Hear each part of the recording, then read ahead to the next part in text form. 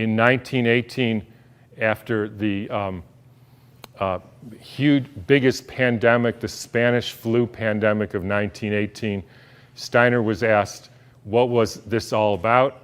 And he said, well, viruses are simply excretions of a toxic cell.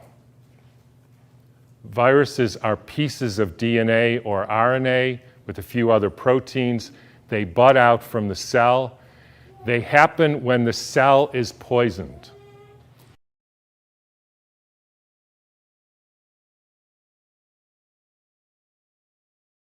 So what happened in 1918? There was a huge, in every pandemic in the last 150 years, there was a quantum leap in the electrification of the Earth. In 1918, late fall of 1917, there was the introduction of radio waves around the world. Whenever you expose any biological system to a new electromagnetic field, you poison it, you kill some, and the rest go into a kind of suspended animation so that, interestingly, they live a little bit longer and sicker. And then starts in World War II with the next pandemic with the introduction of radar equipment all over the Earth, blanketing the entire Earth in radar fields. First time humans have ever been exposed to that. In 1968, there was the Hong Kong flu, and it was the first time the Earth has a protective layer in the Van Allen belt, which essentially integrates the cosmic fields from the sun and the Earth, from the moon and Jupiter, etc., integrates that and essentially distributes that to the living beings of the Earth. And we put satellites emitting radioactive frequencies in the Van Allen belt. Within 6 months, we had a new viral pandemic. Why viral? Because the people are poisoned, they excrete toxins, they look like viruses. People think it's a flu epidemic. You can read about this in a book called The Invisible Rainbow by Arthur Firstenberg, who chronicles all the steps in the electrification of the Earth and how within 6 months there was a new flu pandemic all over the world.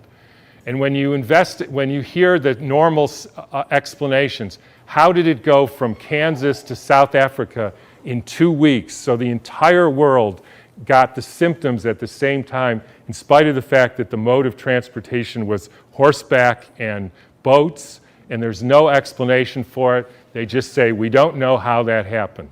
But when you think about it, with these radio waves and other frequencies that some of you have in your pocket and on your wrist, you can send a signal to Japan and it arrives instantaneously. So any of you who don't believe there is an electromagnetic field that communicates globally within seconds just is not paying attention to this.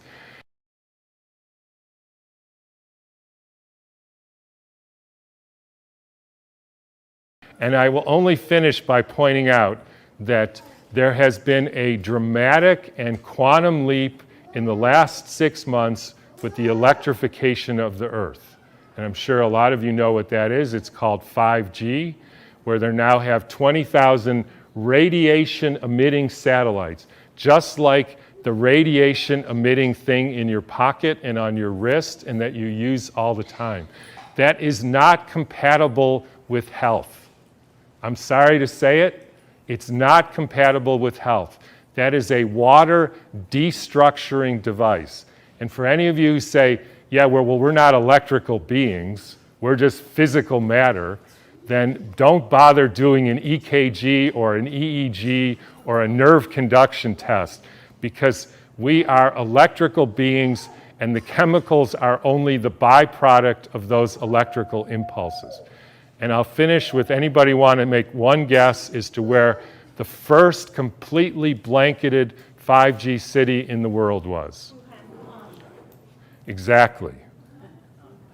So when you start thinking about this, we are in an existential crisis here, folks, the likes of which humankind has never seen. But this is something that is unprecedented. the putting of 100,000 satellites in the very blanket of the Earth. And that is a perfect storm for the kind of deterioration of the species, which is what we're now experiencing. In times when there were no electrical currents, when the air was not swarming with electrical influences, we're talking 1917, it was easier to be human. For this reason, in order to be human at all today, it is necessary to expend much stronger spiritual capacities than was necessary a century ago.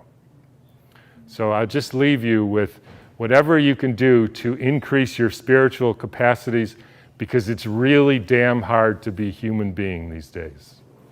So thanks for listening.